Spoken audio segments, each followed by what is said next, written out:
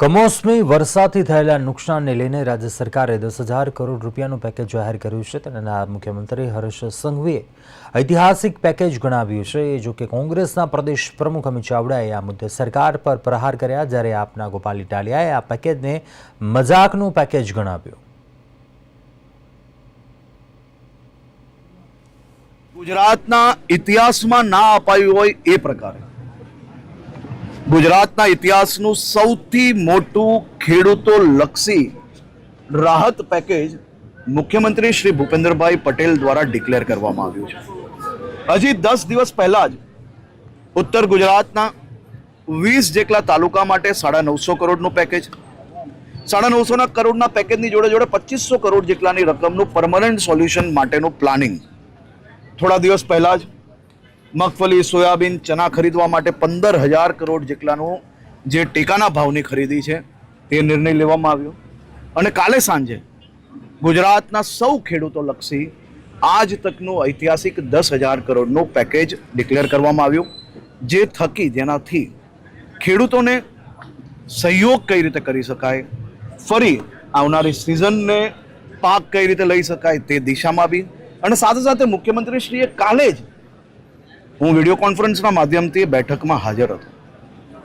સૌ અધિકારીઓને કહ્યું છે કે કોઈ બી ખેડૂત રહી ગયું હોય તો એને કચેરીઓ સુધી ધક્કો ના ખાવો પડે, અને આ રાહત પેકેજની લાભ મેળવવા માટે બી કોઈએ સરકારી કચેરી ના આવવું પડે. તે પ્રકારે જે રીતે ઐતિહાસિક સમયમાં તમે સર્વે કર્યું, જે રીતે ઐતિહાસિક સમયમાં ઐતિહાસિક પેકેજ આપ્યું, એ જ રીતે ઐતિહાસિક સમયની અંદર સૌ લોકોના ખાતામાં આ રાહત જમા કઈ રીતે થઈ શકે તેની સૌએ ચિંતા કરવી. બાકી મુખ્યમંત્રીશ્રીએ કહ્યું છે કે આ રીતનું કોઈ બી કમ્પ્લેન મારી પાસે આવી તો હું નહીં ચલાવી રહીશ. તે માટે વિભાગે આખી વ્યવસ્થા બી હમણાં ગોઠવી રહ્યા છે. સરકારે 10,000 કરોડનું ઐતિહાસિક પેકેજ એવી ખૂબ મોટી વાતો કરી અને એમ પણ કહ્યું કે પ્રતિ હેક્ટર અમે 22,000 રૂપિયાની સહાય આપીશું ને 2 હેક્ટરની મર્યાદા.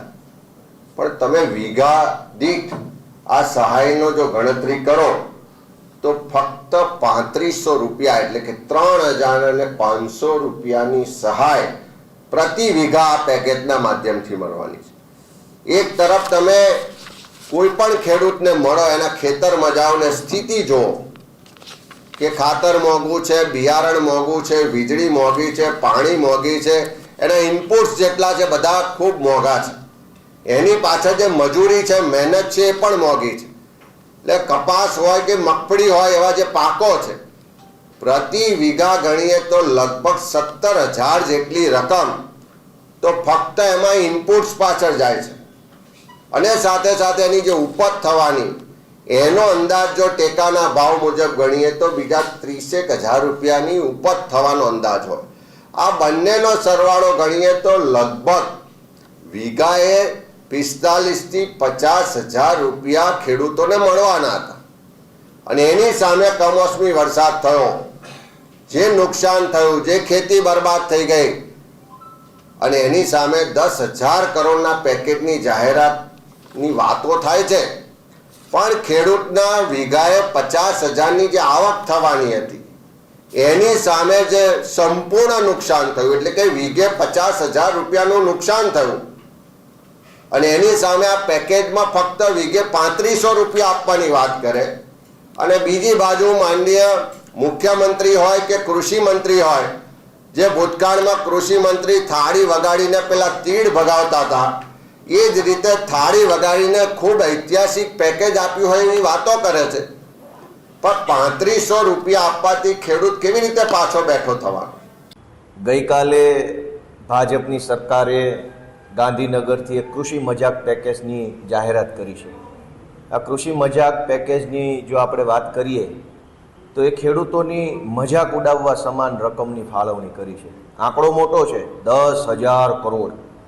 સાંભળવામાં એમ લાગે કે આ બધા ખેડૂતો માલામાલ થઈ જશે અને બધાના ઘરમાં ફળિયામાં એક હેલિકોપ્ટર આવી જશે, એટલા રૂપિયા જાહેર કર્યા છે.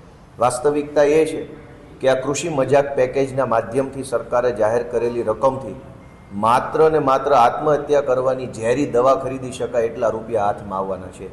કુલ મળીને અઠવાડિયા સુધી ખેડૂતના ખેતરે જઈને ફોટો પડાવવાનું કારસ્તાન કર્યા પછી મુખ્યમંત્રી પોતે ફોટા પડાવવા ગયા, મંત્રીઓ ફોટા પડાવવા ગયા, બધાએ ખેતરે ખેતરે ફોટા પડાવ્યા પછી છેલ્લે આ કોથળામાંથી બિલાડું કાઢવાની વાત છે.